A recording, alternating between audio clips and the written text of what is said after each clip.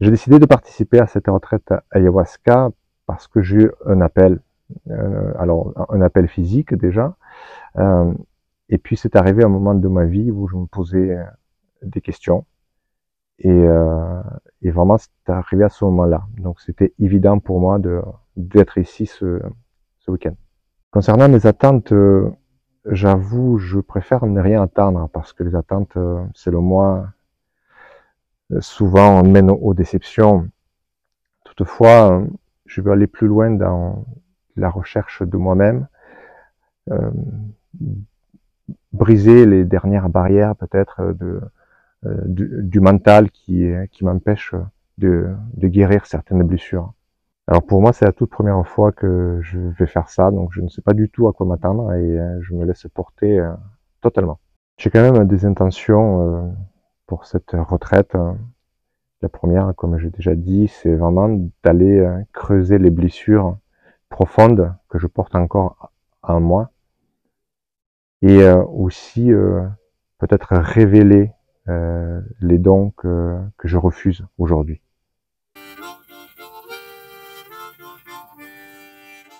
Alors j'ai choisi de faire cette retraite pour différentes raisons. Je dirais que la première, c'est que ma mère l'a fait il y a 20 ans et c'était un peu dans une continuité de lignée familiale. Donc ça a été le premier, je dirais la première intention. Et puis parce que dans mon schéma de développement personnel, l'ayahuasca m'a clé, j'en avais vraiment envie.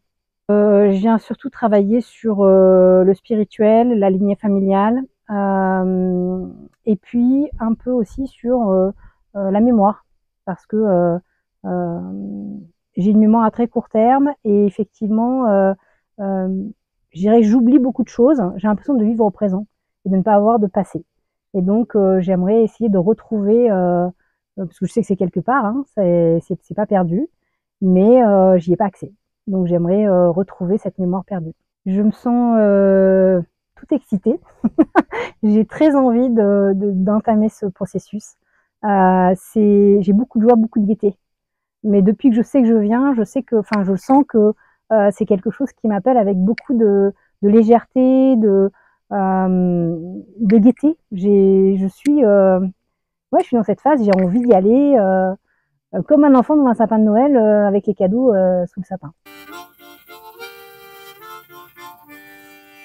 C'est un livre que j'ai lu de Romuald Le Terrier qui en parlait. Et quand j'ai vu ses explications, ce qu'il avait vécu et tout, ben, je me suis dit pourquoi pas tenter une aventure comme ça.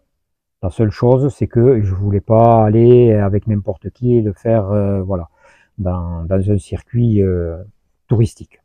Comme je n'ai jamais pratiqué, je sais pas trop à quoi m'attendre. Disons que bon, je voudrais essayer, je vais poser des intentions pour faire en sorte que mon âme puisse s'exprimer et peut-être aussi faire sauter des verrous énergétiques qui m'empêchent justement d'aller au plus profond de moi. Voilà. Ça va être une aventure. Donc voilà, je vais rester ouvert à tout ce qui pourra se présenter. C'est un mélange d'excitation et d'appréhension. Voilà, je dirais ça comme ça. Voilà, j'ai hâte et puis bon, il y a toujours une appréhension parce que pour moi, bon, ben c'est l'inconnu.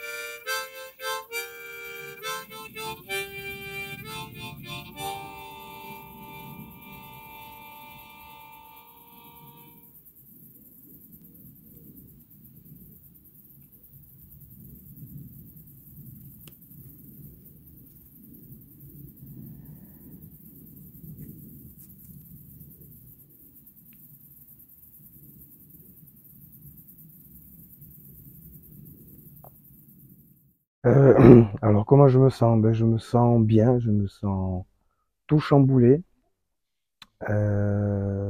serein. Ce que ça m'a apporté, oui, c'est un chemin, c'est une renaissance. Alors, comment je me sens aujourd'hui? Je suis encore dans les vapes, on va dire ça comme ça. Et ensuite, il y a eu 2 phases. La première, révélation, nettoyage, je dirais ça comme ça. Et la deuxième, du bien-être et une paix et une sérénité. Après, il faut que ça continue de travailler. Mais voilà, il y a eu des moments de révélation. Donc c'était très enrichissant comme expérience. La médecine m'a offert un cadeau de la vie, c'est-à-dire la guérison et la révélation. Donc voilà, je remercie encore la délégation pour tout ce qu'elle m'a apporté pendant ces 2 jours. Cette retraite, aujourd'hui, à chaud, m'a apporté beaucoup de compréhension des choses que je vis dans ma vie quotidienne, elle m'a apporté des réponses, certaines réponses à des blessures que je porte encore. J'ai l'impression aussi qu'elle m'a permis de nettoyer quelque chose, d'aligner des parties de moi qui devaient être alignées et nettoyées. J'ai découvert l'ayahuasca il y a un certain nombre d'années à présent, je crois qu'il y a un peu plus de 10 ans, 12 ans me semble-t-il. Je l'appelle la grande enseignante. Elle sait bien plus que ce que vous ne savez de vous-même. L'ayahuasca est sans concession. Elle est une mère qui vous prend dans ses bras, qui vous révèle vos forces, vos pouvoirs, vos faiblesses, qui vous regarde tomber et vous relever seul parce qu'il faut que vous le viviez, mais qui est toujours là quand vous avez besoin d'elle. Elle vous aide à comprendre au plus profond de vous-même ce qui est parfois difficile de comprendre. Elle met en lumière, elle révèle et elle traite. Il faut arriver à s'ouvrir, à être dans cet accueil, cette pleine confiance dans la sagesse et la connaissance infinie de l'ayahuasca. Et même dans les moments de doute et de peur, se souvenir que comme une mère, elle va vous accompagner et que le lendemain matin, quand les premières lueurs du soleil apparaîtront, quelque chose en vous aura changé à jamais. Lorsque l'on prend de la médecine, bien sûr, on est aux premières loges, au premier rang pour ce travail qui est fait, mais il y a également un impact très fort dont on n'est pas assez conscient sur le monde qui nous entoure. Je pense que tout ce qui se joue ici ne reste pas contenu seulement dans mon corps, seulement dans les murs dans lesquels nous travaillons, mais crée une forme d'égrégore de guérison qui va bien sûr circuler et aller là où on en a le plus besoin quelque part sur cette terre. Alors je ne peux qu'espérer que vous qui regardez cette vidéo, vous pourrez bénéficier de cette grâce, de ce cadeau et cheminer avec.